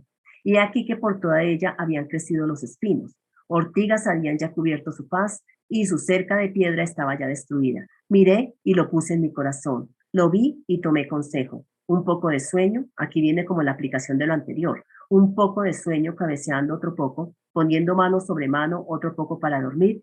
Así vendrá como caminante tu necesidad y tu pobreza como hombre armado. Fíjense que es todo un poema bello, que el propósito, finalmente, el tema es eh, como eh, ver la actitud del perezoso, ¿no? La actitud del perezoso. El tema que va a tratar es justamente eso, ¿no? El tema de la pereza, pero lo hace a través de poemas. Es bien bonito, es bien interesante. Entonces el tema es la pereza. Tenemos otra estructura que es el diálogo. Es una forma literaria más conocida en el libro de Job, ¿no? Ahí recordemos que Job habla con sus amigos, luego sus tres amigos y luego viene otro personaje. En esos diálogos, eso es lo que es un diálogo sapiencial, ¿no? Es mucho más destacada pues en el libro de Job, que ese lo hemos leído y lo conocemos. Tenemos el poema autobiográfico. Entonces, el poema autobiográfico, aquí tenemos varios ejemplos en el libro de Proverbios, en el libro del Eclesiastés y en el libro del Eclesiástico. Por ejemplo, aquí tenemos un ejemplo, valga la redundancia, de un poema autobiográfico, donde el sabio habla como de su experiencia, ¿no? Y lo escribe como en primera persona, en singular, ¿no? Él está contando. Entonces dice, porque yo también Fui hijo de mi padre, delicado y único delante de mi madre, y él me enseñaba y me decía, retenga tu corazón mis razones, guarda mis mandamientos y vivirás, adquiere sabiduría, adquiere inteligencia, no te olvides ni te apartes de las razones de mi boca, no la dejes y ella te guardará, ámala y te conservará, sabiduría ante todo, adquiere sabiduría y sobre todas tus posesiones adquiere inteligencia, engrandécela y ella te engrandecerá, ella te honrará cuando tú la hayas abrazado, adorno de gracia dará a tu cabeza, corona de hermosura te entregará. Este es un poema bellísimo, más autobiográfico porque el sabio toma el lugar de la primera persona, es como su experiencia. Miren, yo también lo hice, yo también fui, ¿no? Entonces es una forma de hacerlo, es otra forma. Y vemos que entonces la columna vertebral de la sabiduría es el ser humano, ¿no? Fíjense, es interesante. La columna vertebral de la sabiduría es el ser humano, porque él es el que tiene la imagen y semejanza de Dios, porque él es el que probablemente tendría que preguntarse qué es bueno para el hombre, ¿no? El ser humano es el punto de partida, es el fundamento, es el propósito del esfuerzo sapiencial, porque los animales no tienen no razonan. Entonces es el ser humano el punto de partida. Bueno, eso que acabamos de hablar son las figuras a grandes rasgos. Ahora aquí entra otro tema como de manera tan abrupta, entre otro tema que es la columna vertebral de la sabiduría. ¿Quién es? Es el ser humano, ¿no? Entonces, este mundo, más bien el sabio habita un mundo que él considera que es un orden, como habíamos dicho. Y ese mundo que engloba al ser humano, a la naturaleza y al cosmos, está regido por unas normas que Dios ha establecido en su acto creador, ¿no? Entonces el sabio tiene confianza en esa capacidad de su razón para discernir ese entramado del orden y respetar eso. Los proverbios, las exhortaciones, todas esas instrucciones de los sabios nacen de ese deseo, con todas esas características literarias, nacen de ese deseo de que el hombre, de que el ser humano, hombre y mujer, logre comprender eso y se aparte del mal para que pueda vivir esa vida plena, ¿no? Pero si no mantiene ese orden, dijéramos, pues va abocado a la muerte, al fracaso, a ese proyecto de ser humano, ¿no? Entonces, para el sabio, bueno, ¿qué es bueno? Es aquello que está en conformidad con ese orden social, con ese orden cósmico que ha sido establecido por Dios. Y eso es lo que lleva al ser humano a la autorrealización, ¿no? Entonces, por eso se responde a esta pregunta desde la antropología. Hay una relación también entonces antropológica y de la sabiduría, ¿no? ¿Qué es bueno para el hombre? Entonces, el mundo, lo que decía, que engloba al ser humano, a la naturaleza, al cosmos, está regido por las normas establecidas por Dios en su acto creador, ¿no? Quien se mantenga en ese orden y se aparte del mal, asegura una vida plena. Y por eso se habla en ese binomio tan conocido por nosotros cuando leemos esta literatura, el justo y el malvado. ¿Sí? El justo y el malvado. Y ahí es lo que viene el tema de la retribución. Si tú actúas así, te va así. Si tú actúas así, te va así. Que luego la vamos a cuestionar con Job, ¿no? Es interesante. Luego, con Job y Coelet, ¿no? O sea, el Eclesiastés. El Eclesiastés también critica mucho esta teología de la retribución, que hay que entenderla de manera distinta. En el Nuevo Testamento, pues obviamente continúa, pero a la luz de Cristo hay que entenderla de manera diferente, no como en el Antiguo Testamento, ¿no? Porque hay una progresión, recordemos que hay una progresión en la revelación. Entonces, es interesante cómo el Nuevo Testamento la lee y cómo la, la soluciona, por decirlo de alguna forma, en Cristo. Es interesante. Bueno, ¿cuál es la respuesta de la teología? Que es el diseño del hombre religioso. ¿Cuál es la respuesta de la teología? El temor del Señor. Es eso, ¿no? El temor del Señor. Entonces, fíjense que acá, hace otro día, el otro día, hace 8 días, estábamos hablando de la teologización de la sabiduría. Porque frente a la pregunta de por qué el justo sufre, que esa es la retribución, pero por qué el justo sufre, la teología tiene que dar una respuesta a esa pregunta. ¿Y cómo lo hace? A través de la teologización de la sabiduría. ¿Qué significa eso? Miren, vamos a ver. Ben Sirá, que dice el eclesiástico, dice, toda sabiduría viene del Señor y con él está por siempre. Esa es o sea, la lectura teológica de la sabiduría, es decir, que la sabiduría viene de Dios. Entonces dice, gloria es y orgullo el temor del Señor, contento y corona de júbilo. El temor del Señor recrea el corazón, da contento y regocijo y largos días. Para el que teme al Señor, todo irá bien al fin. En el día de su muerte se le bendecirá. principio de la sabiduría es temer al Señor. Fue creada en el seno materno juntamente con los fieles. Esta es una cosa bellísima del libro del Eclesiástico, ¿no? Entonces, es lo que muestran estos textos como el temor del Señor. Entonces equivale a ese espíritu religioso, a esa autoconciencia, esa que el ser humano está abocado como al fracaso si no teme a Dios en su proyecto de vida. Entonces, el temor del Señor es gloria y es honor. El temor del Señor debe deleitar el corazón. El que teme al Señor tendrá un buen desenlace, es lo que dice. Entonces, esa es la manera de teologizar la sabiduría, ¿no? Ante la crisis del conocimiento, la sabiduría celeste, o sea, la sabiduría de Dios, dijéramos, es la respuesta. Ante la crisis de la gran pregunta existencial, ¿por qué si soy bueno me pasa esto? Ahí es donde está la respuesta, ¿no? En la sabiduría que viene de Dios. Entonces, los proverbios dan paso a un personaje femenino con cierto aire de profetisa que invita al hombre a escuchar y obedecer. ¿Y quién es? La personifica, ¿no? Personifica la sabiduría y le da características de mujer. Dice, y sobre todo está en el Proverbios capítulo 1, 8 y en el Eclesiástico capítulo 9. Es una manera de presentar a la sabiduría, ¿no? Como una mujer que habla, como una mujer que invita, como casi como una madre que invita, ¿no? Está la figura ahí del sabio que invita a sus alumnos a que acepten la sabiduría. Entonces, es la sabiduría, esa sabiduría personificada es que tiene capacidades de ser humano, dijéramos, para llevar al hombre a la realización, ¿no? Luego, la nomización de la sabiduría es la segunda respuesta de la teología. La primera, la personificación de la sabiduría, y la segunda, la nomización de la sabiduría. ¿Qué significa eso? O sea, que a la ley, porque nomos, nomización, nomos viene de ley, ¿no? Está la idea de que la ley de Dios, que fue dada por el Señor a Moisés, se vuelve, como que la ley se vuelve la encarnación de la sabiduría, dijéramos, porque la ley es la voluntad de Dios para los seres humanos.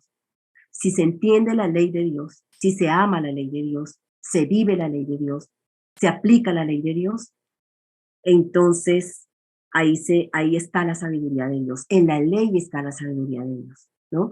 Entonces, esa es otra forma de la teologización de la sabiduría, ¿no? El Eclesiástico 51:23 dice, la sabiduría es un don de Dios que guía al hombre hacia la autorrealización religiosa y humana. O sea que la sabiduría se vuelve ley. Eso es lo que queremos decir con nomización de la sabiduría. Y por último, me senté en la palabra, por último, para dar paso allá ahora sí a algunas preguntas y luego entrar con proverbios, que el tiempo corre demasiado, pero no quería dejar de dar esto porque esto que acabamos de ver es fundamental, que fue lo que nos quedó en el tintero de hace 8 días, es fundamental para entender todos los libros de la literatura sapiencial, ¿sí? Esto que acabamos de ver. Entonces, vamos a ver la historización de la sabiduría, que es la tercera respuesta de la teología. Entonces, la personificación, la primera, la segunda, la nomización de la sabiduría, o sea, la sabiduría se vuelve ley, y tercero, la historización de la sabiduría. ¿Qué queremos decir con eso? Que la sabiduría se ha encarnado en los principales personajes y acontecimientos de la historia. O sea, ¿en quiénes? En Jacob, en José, en todos esos personajes que son mencionados en el libro del Eclesiástico, que también se conoce como Ben Shirah, en el capítulo 24 o en el capítulo 44. Allá se habla, se elogia, se hace un elogio a los antepasados y se pone de relieve la sabiduría que está en ellos, la sabiduría de Dios que se encarnó en ellos, en los principales personajes y en los principales acontecimientos de la historia de Israel, ¿sí? Entonces se echa mano de eso para dar enseñanzas a las nuevas generaciones, cómo José tuvo sabiduría, cómo Israel tuvo sabiduría, cómo David tuvo sabiduría, cómo Salomón tuvo sabiduría. Si tienen un espacio, ustedes acérquense a este libro del Eclesiástico, léanse el capítulo 44, del versículo 1 hasta el 50-21 y se van a dar cuenta cómo hace todo un recorrido de la historia de la sabiduría. es bien, bien de los personajes, pues, y de los acontecimientos distintos de la historia. Bueno, ahora sí con esto, sé que lo hice muy rápido, pero ustedes tienen la posibilidad de, voy a dejar de compartir por un momento para que podamos vernos para responder las preguntas, ¿sí? Listo, entonces vamos a empezar. Aquí tenemos dos manos levantadas y luego miramos las del chat. Entonces empieza Armando. Armando, dale. Buenos días. Buenos días, ¿cómo están? Bien, gracias, profesora Elizabeth. Eh, es muy complejo como resumir, como sintetizar aspectos respecto a la sabiduría en el Antiguo Testamento, como es la pregunta que hay que responder en el, ahí en la tarea. En el foro. Básicamente, es como un proceso, ¿no? En el Antiguo Testamento hay como que dos caminos, ¿no? El camino del dar, servir, y el camino del obtener o el camino egoísta. Pero poco a poco parece que hay en el Antiguo Testamento como no dos caminos, sino como que poco a poco hay partes como blancas, partes como oscuras. Entonces se va dando y se progresa eh, hasta que se toma como la sabiduría como femenina, como mujer, y podemos saltar al Nuevo Testamento como iglesia y como Dios, amor, llegaríamos a que la sabiduría es amor, que llegaríamos a una parte femenina y la iglesia, que es amor también, que es sabiduría.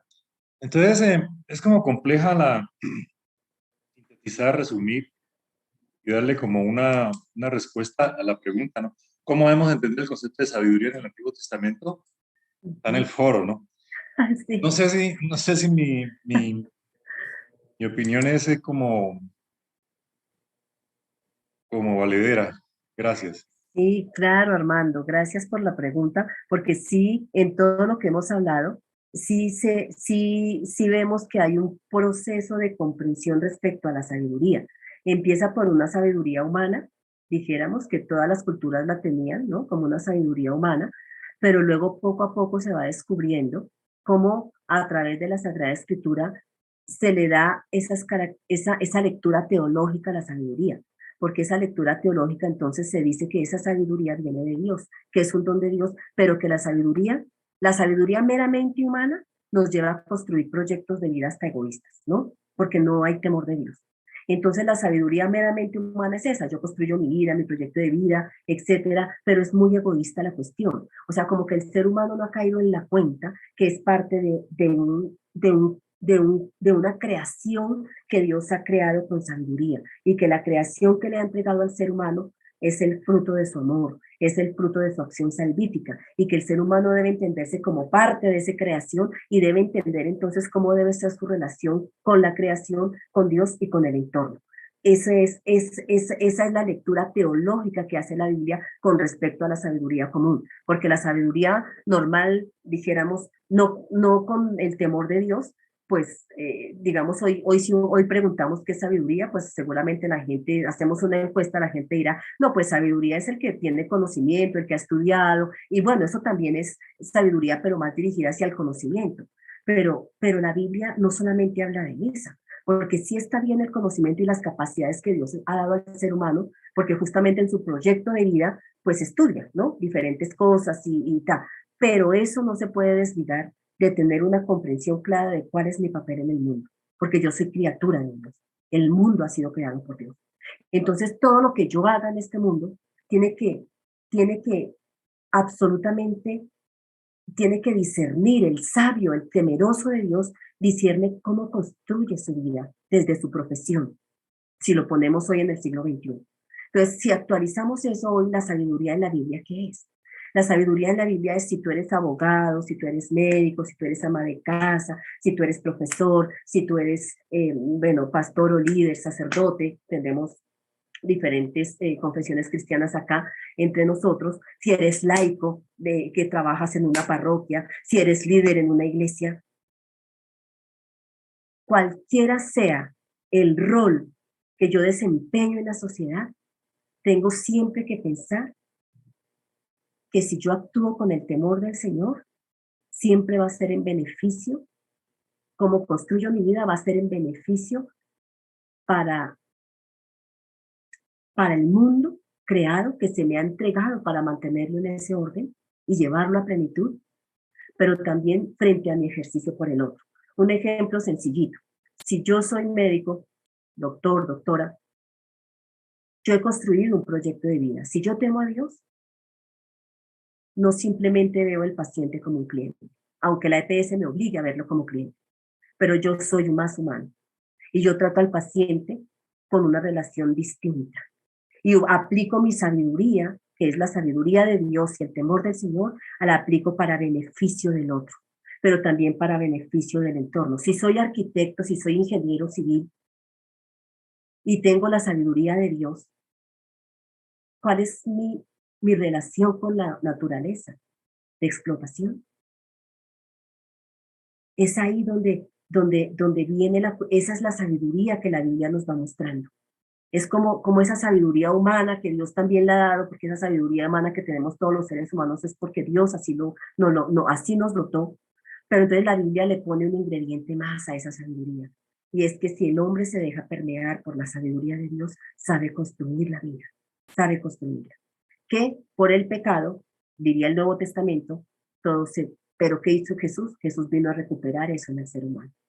Por eso tenemos libros en el Nuevo Testamento como Santiago, que habla de la sabiduría. Tenemos la sabiduría también, que es ese reino de Dios que Jesucristo vino a predicar y establecer, que es el que vive de acuerdo al reino de Dios es sabio para Dios, es sabio para el Señor. Entonces, en Cristo, claro, se profundiza y se lleva a la plenitud. Bueno, me alargué en la respuesta para Armando, pero sí, Armando, más o menos. ¿Listo? Sí, bueno, ya te cerraron el micrófono, pero bueno, listo, está bien. Luego sigue, hagamos una segunda pregunta de Carmen. Carmen. Sí, muy buenos días, muchas gracias por la enseñanza. Mi pregunta justo va un poco relacionado a lo que tocó la anterior clase y también al inicio de esta clase, y un poco que ha dado respuesta, ha mencionado sobre Santiago. Entonces, Santiago pregunta, ¿no? En el versículo 13 al 18, en el capítulo, ¿verdad? Dice, ¿quién es sabio y entendido entre vosotros? Se hace una pregunta. Entonces, la pregunta es, ¿se puede hablar de una clasificación de sabiduría? Por ejemplo, ¿no? A mí saca el apunte. Una sabiduría, dice, hay sabiduría terrenal, hay sabiduría que viene de lo alto, hay sabiduría terrenal, en otras versiones dice sabiduría del mundo, hay sabiduría animal, en otras versiones dice puramente humano, y finalmente termina diciéndose hay sabiduría diabólica, demoníaca, de las profundidades del infierno. Pero finalmente es todo sabiduría. Entonces, la pregunta es, ¿se puede hablar de una clasificación? ¿Se puede hablar de una distinción de sabiduría? Ya que también en Santiago y Pablo también menciona de que la insensatez y el necio la clasifica como una sabiduría del mundo. Los celos amargos y la contención es una sabiduría que se encuentra en el corazón. Entonces, ahí va mi pregunta, y si la palabra Hoffman, la etimología en hebreo, se puede definir solamente la relación con Dios, o es que existe una palabra que define a todo este tipo de sabiduría. Gracias, Carmen. Gracias a usted. No, pues mira, Santiago realmente está haciendo un paralelo en dos sabidurías, dos tipos de sabidurías, en la sabiduría terrena y la sabiduría que viene de lo alto. Esas son los dos tipos de sabidurías que hay. Entonces, es un poco lo que le estaba contestando ahorita a Armando, y es la sabiduría terrena, ¿cuál es? Como bien anotaste, en algunas traducciones la llaman la sabiduría humana, ¿no? Entonces, esa sabiduría humana que es la sabiduría que todos tenemos, ¿no? ¿Cuándo cuando se vuelve demoníaca, dijéramos, por llamarlo así? Cuando se actúa desde el egoísmo, y cuando se actúa desde el egoísmo, ¿cuáles son las características que Santiago describe ahí? Vienen los celos, vienen las envidias, vienen las guerras, vienen las contiendas.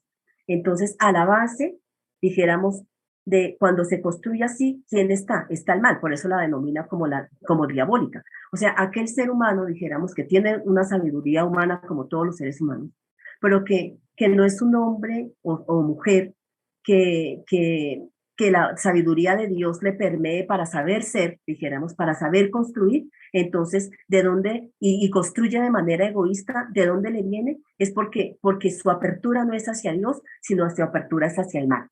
Entonces, como su apertura es hacia el mal, ¿qué es lo que le permee? Una sabiduría egoísta. Entonces, esa humana se vuelve diabólica, porque lo que hace es construir guerras y todo lo malo. Mientras que aquel que se abre a Dios y que Dios establece en su existencia, dijéramos, ¿no? O que es el Señor de su existencia, dijéramos. Entonces, esa sabiduría humana, que también es la otra, pero aquí ya no es una sabiduría, ya no meramente, ya no es diabólica, sino es celeste, porque viene de lo alto. Porque entonces esa sabiduría de Dios le permite establecer la paz, establecer la justicia, las relaciones fraternas, las relaciones solidarias, y entonces esa es la sabiduría que viene de lo alto. Entonces son solamente dos tipos de sabiduría. Por eso el binomio en el Antiguo Testamento es el justo y el malvado. El justo se permea por la sabiduría que viene de Dios, que es el don de Dios, y entonces sabe ser en el mundo, para con Dios, para con el entorno y para con el otro. Entonces es una sabiduría que viene de Dios. Y la sabiduría ese sería el justo. Y el malvado, pues ese es el que dice Santiago, es ese cuya sabiduría humana se vuelve animal y se vuelve diabólica, porque ¿quién es el que le está permeando esa sabiduría humana? El mal, pongámoslo así. Y entonces, ¿cómo construye? No sabe ser en el mundo. Es un ser egoísta, es un ser injusto, es un ser que causa celos, contiendas, iras, todo eso. Y entonces ese sería para el Antiguo Testamento el impío o el malvado. ¿Sí? Entonces, así a grandes rasgos, eso es lo que Santiago presenta. Son los dos tipos de sabiduría, una permeada por Dios, otra no permeada por Dios, para saber construir la vida personal y comunitaria y social y bueno. ¿Listo? Bueno, ahora viene José. José, y empezamos con las del chat. Buenos días. Buenos días. A todos, gracias profesora. Cuando usted estaba exponiendo me hizo pensar mucho en cómo los profetas también se burlaban, ¿no? Del mismo pueblo, los sacerdotes, los reyes, y esta literatura también me hace recordar a Ricardo Palma acá en el Perú, cuando en el contexto católico, él por ejemplo hacía la tradición de Ricardo Palma y él decía el diablo en la catedral, ¿no? Me hace recordar a Mario Vargas Llosa cuando escribe La Casa Verde y ciertamente se burla del trabajo de las monjas que traían a gente de la sierra, de la selva y luego pasaban a ser objeto sexual de los hacendados. O también cuando hace La Guerra del Fin del Mundo, Mario Vargas Llosa se burla de los evangélicos cuando exageran en la escatología, sobre todo en Brasil. Se puede decir entonces que siempre lo que Dios quiere mostrar, tanto en los profetas como en la sabiduría, el hecho de que nosotros, los seres humanos, por muy religiosos que seamos, a veces somos brutos, ignorantes, de tal manera que, como Jesús dijo un día, ¿no? Los del mundo son más sabios, inclusive cuando él hace la parábola de que el mayordomo inconverso, ateo, religioso, era más sabio que los Es astuto, ¿no? Sí, a eso va mi pregunta. O sea, decir que es más astuto o sabio, ¿no? ¿Hasta qué punto nosotros a veces caemos por defender una posición religiosa, estamos siendo más necios e ignorantes que un inconverso, ¿no? Y si puede definirse, bueno, en la semántica, siempre en la semántica, pero ¿qué es bueno decir en algunas traducciones? ¿Ser más mansos y astutos como la serpiente o mansos y sabios, sabios? Es algo que quiero saber, ¿no? Es decir, ¿hasta qué punto yo puedo decir que los mundanos son más sabios que nosotros? Sí, lo que pasa es que hay que entender que, digamos que partamos de la respuesta que le acabé de dar a Carmen, ¿sí? Hay esos dos tipos de sabiduría. Entonces, esa sabiduría que el que no teme a Dios ejerce para construir de manera egoísta, y fíjese que hoy en día se dice que quién es el que vive mejor, el que es astuto. O sea, el mundo es para los vivos. Hay un dicho aquí en Colombia que dice el mundo es para los vivos y no para los bobos. Porque entonces el vivo es el que es astuto, el que soborna, el que pasa por encima del otro. Eso realmente no es sabiduría. O sea, según la Biblia, realmente no es sabiduría. Hay astucia para poder, ¿cierto? Pero no es sabiduría que viene de lo alto. Porque finalmente termina estableciendo un tipo de sociedad injusta, un tipo de sociedad donde aplasta al otro. Y eso no es la sabiduría de Dios. Entonces, justamente esa fue la denuncia de los profetas y los libros sapienciales, pues también se dirigen su atención sobre, pues, al respecto, ¿no? Entonces, el Hijo de Dios que teme a Dios, y bien ha dicho, a veces entre el cristiano, el cristianismo de cualquier denominación, que esa es la queja de Santiago, porque Santiago está escribiendo para cristianos, para una iglesia cristiana, no está escribiendo para alguien que no es cristiano, porque el que está viendo, cuando uno lee toda la carta de Santiago, 5 capítulos, uno se da cuenta que en la comunidad, al interior de la comunidad que hay angustia frente a las pruebas. Segundo, se habla mal de los hermanos, por eso el tema de la lengua tan fuerte. Tercero, hay acepción de personas, ¿no? El que es rico y tiene un anillo y tanto lo hacemos, le hacemos la venia que se siente adelante y el pobre siéntese aquí a los pies o vaya, hágase atrás, ¿no? Y entonces, ¿cuál es la actitud del creyente rico frente al pobre creyente también? Entonces, Santiago trata todas esas temáticas y el tema central es el que el que Carmen ha traído a colación, que es capítulo 3 del 13 al 18. Bueno, hay varias maneras de estructurar Santiago, pero una de las maneras de estructurar Santiago, que tiene tantos temas, se concentran en ese, exactamente en el que Carmen ha dicho. Porque todo lo anterior, lo que está alrededor, antes de 3:13 al 18 y después de 3:13 al 18, tiene que ver con la sabiduría que viene de lo alto. Entonces, hay una exhortación de Santiago ahí a la comunidad y les está diciendo, o sea, en otras palabras, el creyente no puede ser incoherente. O sea, el creyente que hace acepción de personas, el creyente que es capaz de criticar al otro que no cree como yo, el creyente que es capaz de decirle al pobre teniendo la posibilidad de decirle pues que Dios le provea y que se vaya, váyase que Dios le provea, ¿no? Cuando tiene la posibilidad de poder saciar el hambre del pobre.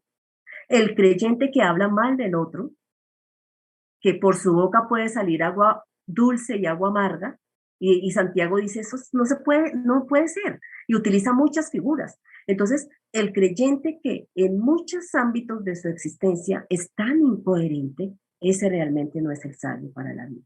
No puede ser, no puede ser, y para Santiago es como contradictorio. Dice, no puede haber eso. Por eso el que esté falto de sabiduría, dice al principio en el capítulo 1, o sea, el que no haga todo esto que acabamos de decir, que lo va a desarrollar más adelante, pero que comienza con eso, el que esté falto de sabiduría, pues pídala a Dios.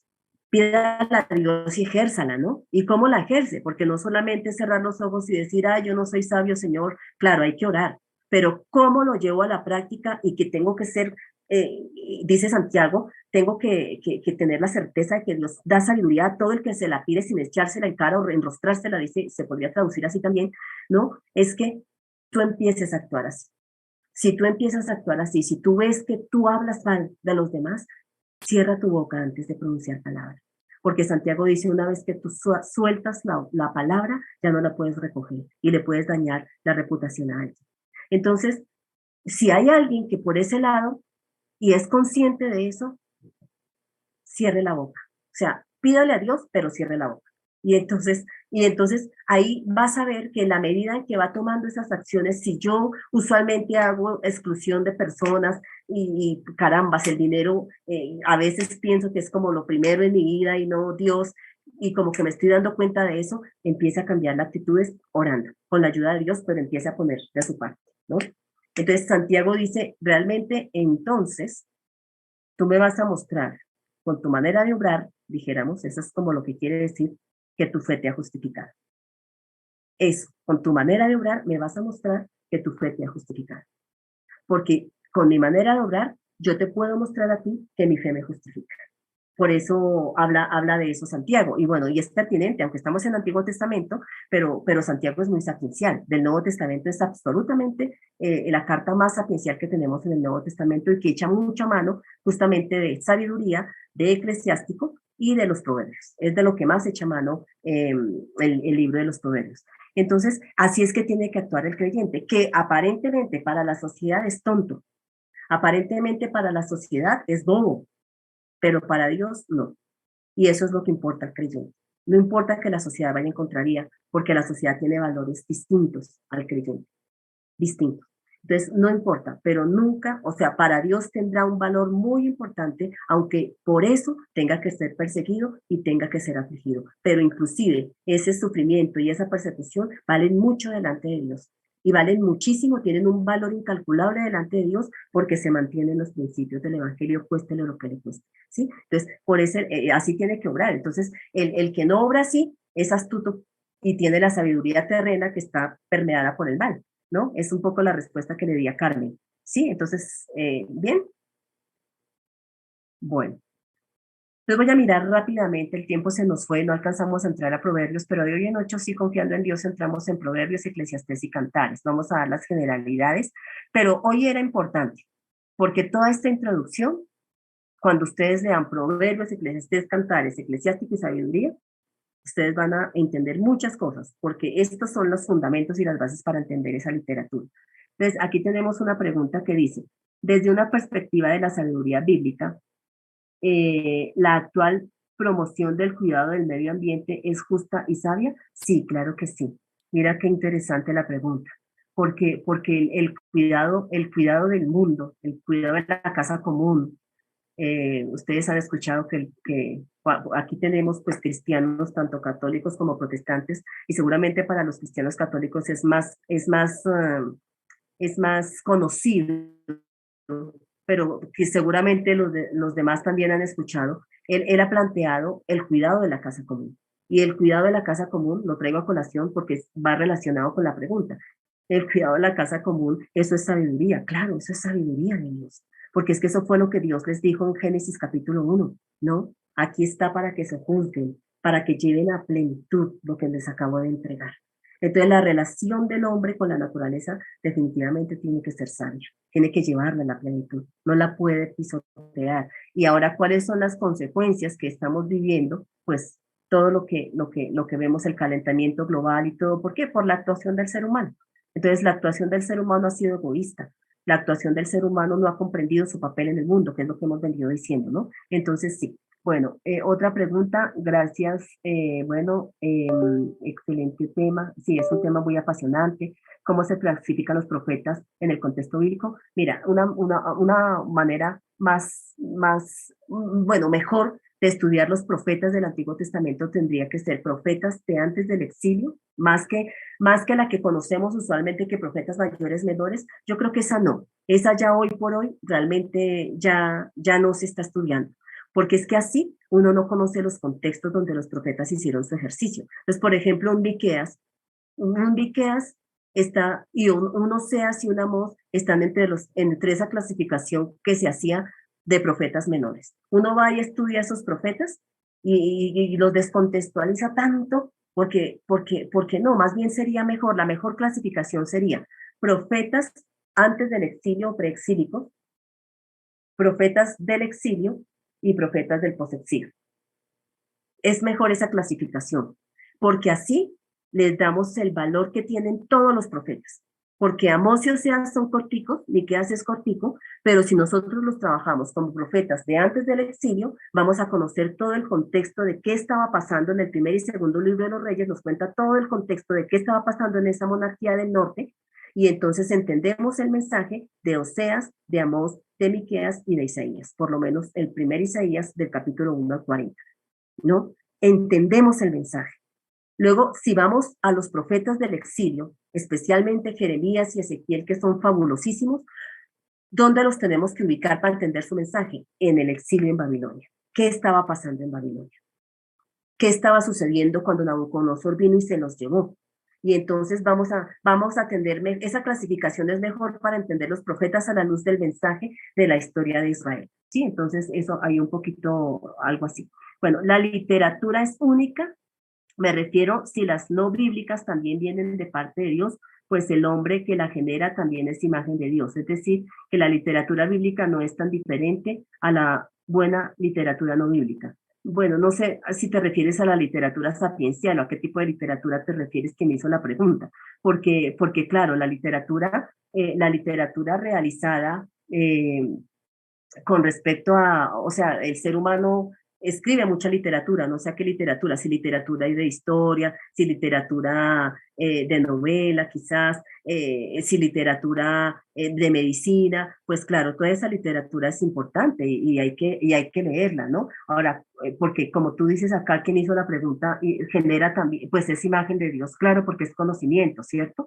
Entonces, eso debemos acercarnos a ese conocimiento que es propio de nuestra cultura, dijéramos, que le aportan, dijéramos, o a la ciencia, o a la medicina, o a la política, o a la literatura misma, ¿no? Entonces, claro, ese tipo de literatura es de sabiduría del conocimiento, ¿no? Ahora, ya sabemos que hemos hecho una distinción entre la sabiduría humana, del conocimiento humano, y la sabiduría que viene de Dios, ¿no? Entonces, ¿cómo tomamos todo ese tipo de literatura? ¿Cómo la asumimos? Pues claro, la leemos desde el conocimiento, pero también que me aporte desde el temor de Dios a cómo ejercerla, dijéramos, ¿no? Si son la literatura, son las ciencias, que todo sea para beneficio de la humanidad, ¿sí? Entonces ya te doy la palabra a Félix. Luego las preguntas al final, bueno, alguien puso acá, y luego hay otra pregunta, ¿el eclesiástico y la sabiduría son libros apócrifos o deuterocanónicos? Bueno, son deuterocanónicos. Usualmente entre la tradición cristiana, en algún momento, ahí tendríamos, lo que pasa es que ya el tiempo no nos da porque ya se está terminando, pero miran, en algún momento entre la tradición protestante, dijéramos, se llegó a pensar en literatura apócrifa y así se denominaba, quizás en algunos círculos se denomina hoy, así todavía, ¿no? Pero realmente el eclesiástico y la sabiduría hay que entenderlos más como libros deuterocanónicos, ¿no? Hay que mirar qué significa la palabra apócrifo y qué significa la palabra deuterocanónico, porque la palabra apócrifo no siempre significó lo mismo, no siempre significó lo mismo. Fue adquiriendo una connotación peyorativa, ¿no? Pero no siempre tuvo esa connotación. Entonces, ya hoy, digamos que los estudios bíblicos afirman que, bueno, por los estudios bíblicos y todo eso, ya el eclesiástico y la sabiduría son considerados libros deuterocanónicos, ¿sí? Que son aceptados canónicamente, inspirados por una tradición cristiana, que es la tradición cristiana católica, y la tradición cristiana protestante, pues no los considera inspirados porque la tradición cristiana protestante sigue el canon hebreo, es decir, por eso la Biblia hebrea del canon de Palestina no los tiene, mientras que el canon griego de la traducción de la Septuaginta en el siglo III, segundo antes de Cristo, de la traducción de ese canon palestino del hebreo al griego, aquí sí se tienen, inclusive tienen otros textos, pero luego que ya solamente de estos sapienciales, por ejemplo, se consideran inspirados. Entonces, independientemente de si se consideran inspirados por Dios o no, son libros muy importantes para ambas tradiciones cristianas, sea que los tengamos algunos por canónicos y otros los tengamos por no canónicos, no obstante, son parte de la tradición sapiencial, de la tradición judía y de la fe y de la piedad judía, que son importantísimos para entender. Fíjense, cuando ustedes han leído el Nuevo Testamento, y al leer el Nuevo Testamento, hay muchas cosas interesantes de la sabiduría, por ejemplo, del libro de la sabiduría, del libro del eclesiástico. Hay cosas bastante interesantes porque los autores del Nuevo Testamento citaron su tradición judía, no solamente citaron el Antiguo Testamento, citaron su tradición judía, y entonces cuando uno conoce esa tradición judía va a entender muchas cosas de autores en el Nuevo Testamento, ¿sí? Y bueno, miremos, uy Dios mío, entonces dice la sabiduría del hombre sin Dios es animal. Bueno, eso es lo que dijo Carmen y eso es justamente demuestra el gran fracaso humano, exactamente, para gobernar el mundo y la creación una vez pecó. Es decir, una vez que decidió vivir sin la sabiduría del temor de Dios mismo. ¿Cuál es el reto como educadores de la sabiduría para enseñarla por su complejidad? metodológica como lo hicieron los hebreos a su familia. ¿Cómo se aplicaría en nuestra cultura de la misma forma? Gracias. Bueno, gracias por la pregunta. Sí, es un reto hoy, ¿no? Porque la sociedad tiene otras formas.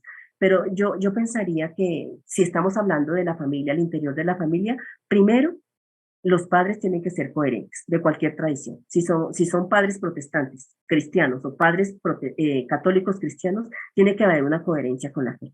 Si no hay una coherencia con la fe, porque ven una cosa y en la casa ven otra, de entrada ya los chicos están siendo mal formados.